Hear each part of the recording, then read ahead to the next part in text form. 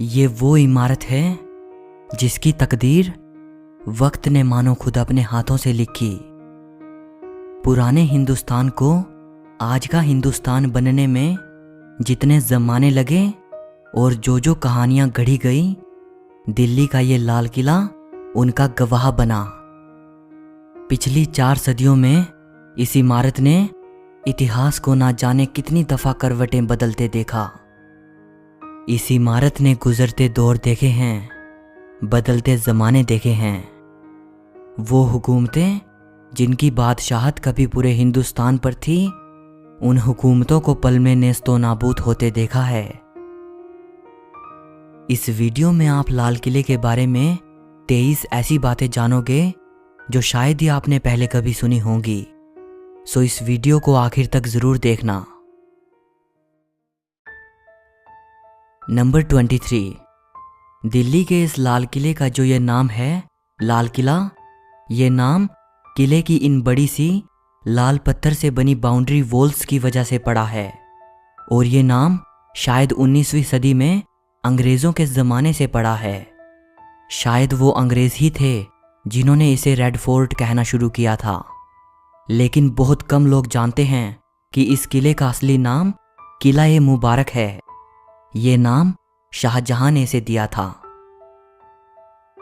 Number 22, Shahjahan ने लाल किला बनवाने का तब सोचा जब उसने ये फैसला किया कि अब मुगल साम्राज्य की राजधानी आगरा से दिल्ली बदल दी जाए। अकबर के ज़माने में मुगलों की राजधानी आगरा थी। अकबर को दिल्ली उतनी पसंद नहीं थी क्योंकि दिल्ली अकबर को अपने पिता हुमायूं की शेरशाह सूरी से हुई हार याद दिलाती थी। लेकिन शाहजहां आगरा की गर्मी से परेशान थे और उसने दिल्ली वापस आने का मन बना लिया। उसने तय किया कि मुगल साम्राज्य की राजधानी अब दिल्ली होनी चाहिए। दिल्ली में शाहजहां ने एक शहर बसाया जिसे नाम दिया गया शाहजहानाबाद। इसे अब पुरानी दिल्ली कहा जाता है। इसी शहर के बीच में भव्य लाल किले का निर्माण शुरू हुआ। नंबर 21, 1638 में शाहजहां ने लाल किला बनवाने का हुक्म दिया और पूरे 10 साल बाद 1648 में लाल किला बनकर तैयार हुआ। जब लाल किला बनकर तैयार हुआ उस वक्त शाहजहां अफगानिस्तान के काबुल में थे।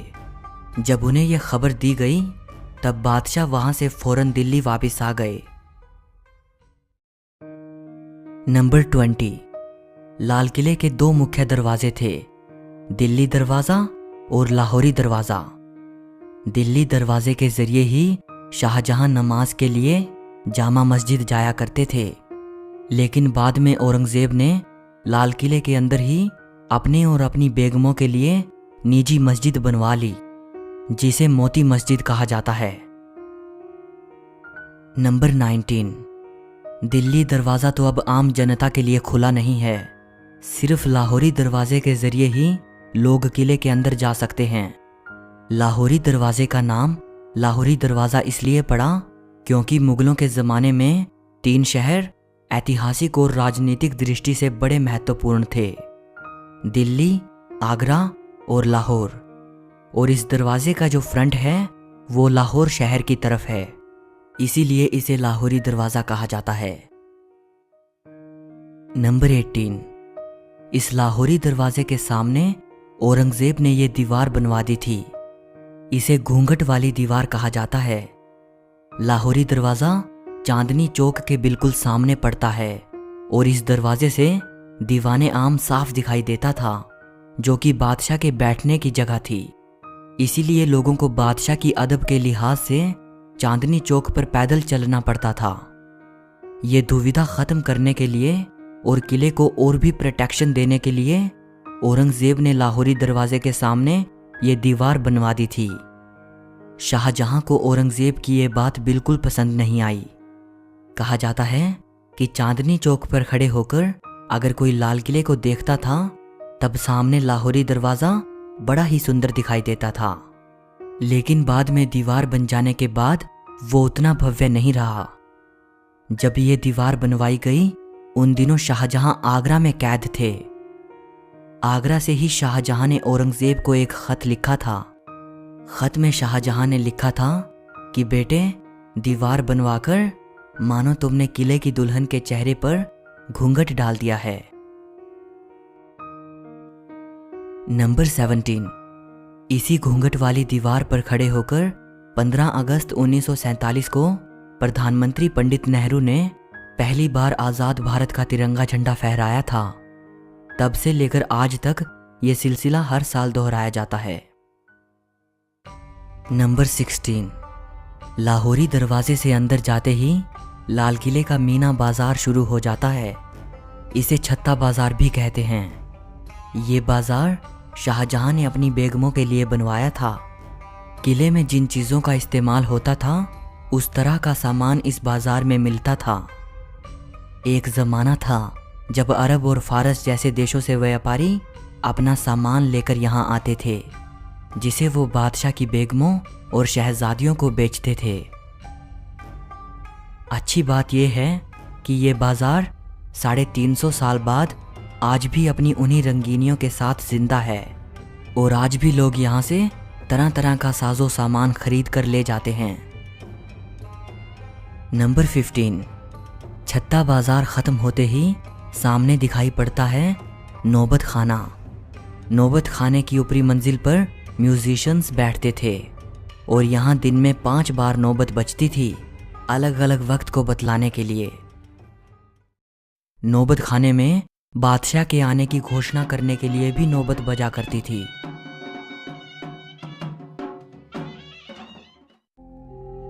इसी नौबत खाने के अंदर 9वें मुगल बादशाह जहांदार शाह और 10वें मुगल बादशाह फर्रुखसियर का कत्ल किया गया था। नंबर 14। नौबत खाने के बिल्कुल सामने पड़ता है दीवाने आम। नाम से ही अंदाजा हो जाता है, दीवाने आम यानी ऐसा शाही दरबार जो आम लोगों के लिए लगता था। दीवाने आम में मौजूद इस ऊंचे सिंहासन पर बैठकर बादशाह आम लोगों की समस्याएं सुनते थे और उनका समाधान करते थे। बादशाह के इस सिंहासन को नशे मने जिले इलाही कहा जाता था, यानी ऐसा स्थान जिस पर ईश्वर की छाया हो। इस सिंहासन के नीचे संगमरमर का एक बड़ा ही सुंदर तख्त रखा है, जिस पर खड़े होकर वजीर बादशाह को आम लोगों की परेशानियां पढ़कर सुनाता था या कोई गुजारिश पेश करता था। दीवाने आम के सिंहासन की इस पिछली दीवार पर संगमरमर का पत्थर लगा हुआ है। इस पत्थर पर इतनी खूबसूरत चित्रकारी की गई है जिसकी मिसाल दी नहीं जा सकती। ये चित्रकारी फ्रेंच आर्टिस्ट ऑस्टन द बोर्डो द्वारा की गई थी। नंबर 13। लाल किले की अगली इमारत है दीवाने खास, यानी ऐसा दरबार जहां बादशाह अपने खास लोगों से मिला करते थे, जैसे बादशाह के मंत्री, सलाहकार और उनके मेहमान वगैरह। दीवाने खास की ये पूरी इमारत संगमरमर की बनी हुई है। इसी दीवाने खास में बादशाह का वो आलीशान सिंहासन रखा हुआ था जिसके चर्चे सिर्फ हिंदुस्तान में ही नहीं बल्कि विदेशों में भी थे। बादशाह के इस सिंहासन का नाम था तख्ते ताऊस यानी पीकॉक थ्रोन। पीकॉक थ्रोन सोने चांदी और कीमती हीरे जवाहरातों से बना हुआ सिंहासन था। इसके ऊपरी सिरे पर हीरे मोतियों से बने 2 मोर थे और इसी पीकॉक थ्रोन में भारत का सबसे बेशकीमती हीरा कोहिनूर जड़ा हुआ था। पीकॉक थ्रोन की कीमत 17वीं सदी में भी कई करोड़ों में आकी गई थी। फिर 1739 में ईरान का बादशाह नादिर शाह भारत आया। उसने दिल्ली पर हमला बोल दिया। उसकी सेनाओं ने दिल्ली को जमकर लूटा और वो लाल किले की कई बेशकीमती चीज़ों के साथ पीकॉक थ्रोन और कोहिनूर हीरा भी लूट के ले गया।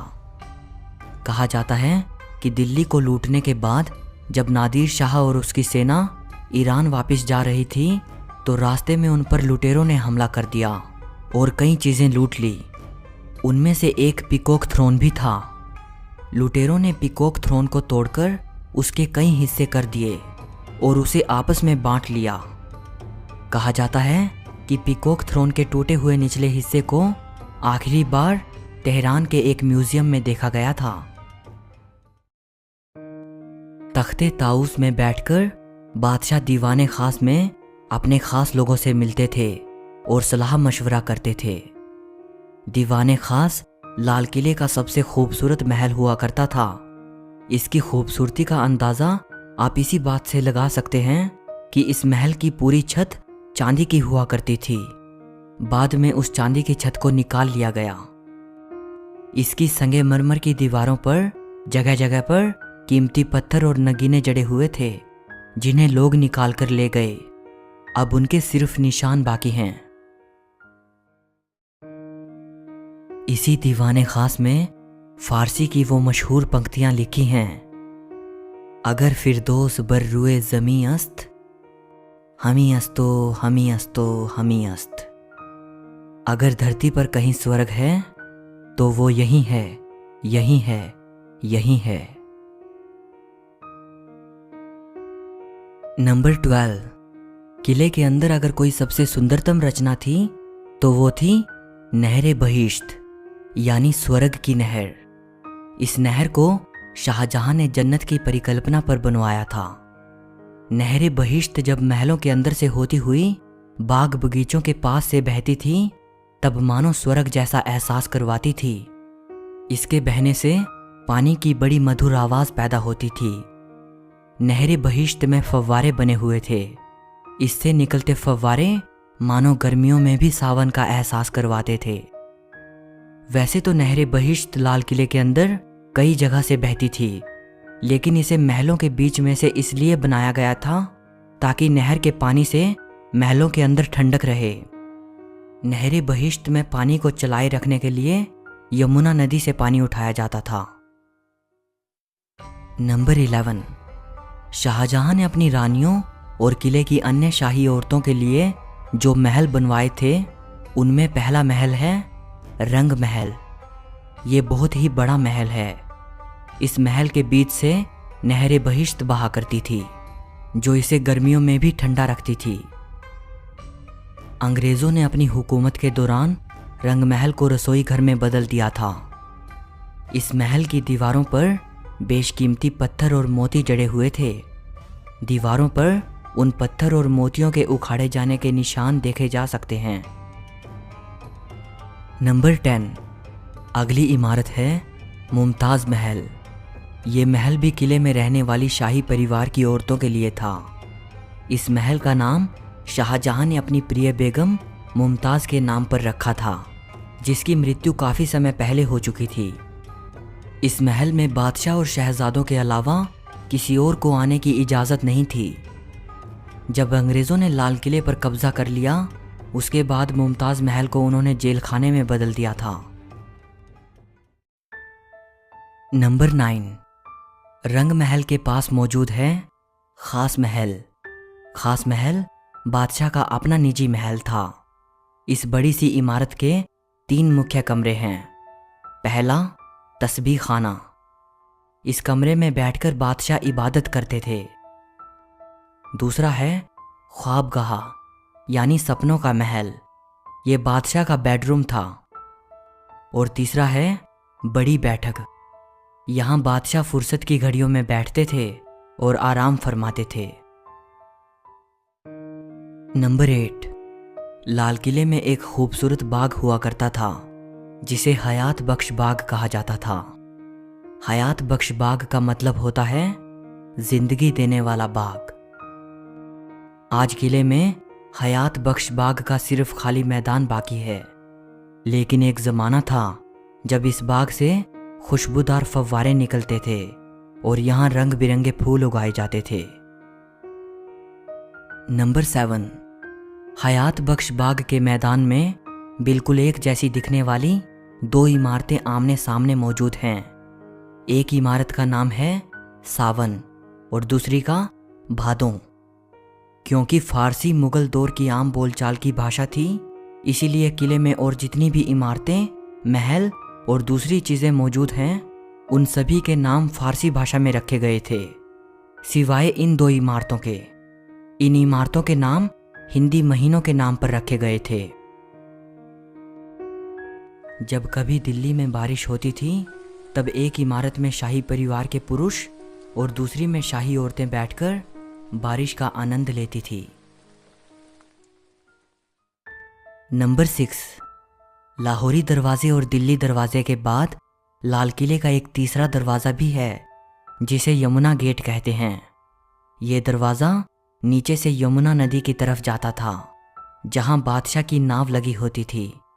बादशाह नाव में बैठकर यमुना नदी के जरिए दिल्ली से दूसरे शहरों में जाते थे। नंबर 5, लाल किले के वैभव और इसके ऐतिहासिक महत्व को देखते हुए यूनेस्को ने इसे 2007 में वर्ल्ड हेरिटेज साइट घोषित किया था। नंबर 4, दिल्ली के इस लाल किले से जुड़ा हुआ एक और किला है जिसे सलीमगढ़ का किला कहा जाता है। सलीमगढ़ के किले को शेर शाह सूरी के बेटे सलीम शाह सूरी ने 1546 में बनवाया था। सलीमगढ़ का किला लाल किले से एक पुल के जरिए जुड़ा हुआ है। नंबर 3, लाल किले में एक और सुंदर बाग हुआ करता था जिसे मेहताब बाग कहते थे। इसे अंग्रेजों ने नेस्तो नाबूद कर दिया था और इस बाग की जगह पर फौजियों के लिए बैरक बनवा दिए गए। अंग्रेजों ने लाल किले की कई इमारतों को तोड़कर वहां अपनी ज़रूरत के हिसाब से बैरक और परेड ग्राउंड बनवा दिए। अंग्रेजों के बनाए ये बैरक विक्टोरियन आर्किटेक्चर का नमूना हैं। किले के अंदर मौजूद सभी इमारतों को अगर आप देखते हो तो आपको मुगली आर्किटेक्चर और विक्टोरियन आर्किटेक्चर में डिफरेंस साफ नजर आएगा। नंबर 2, ये है लाल किले का जफर महल। इसे आखिरी मुगल बादशाह बहादुर शाह जफर ने 1842 में बनवाया था। ये लाल किले के अंदर किसी मुगल बादशाह द्वारा बनवाई गई आखिरी इमारत है। नंबर 1, यहीं लाल किले में अंग्रेजों ने बादशाह जफर पर मुकदमा चलाया था। बादशाह को अपने ही मुल्क में अपने ही किले में अंग्रेजों के सामने नतमस्तक होना पड़ा।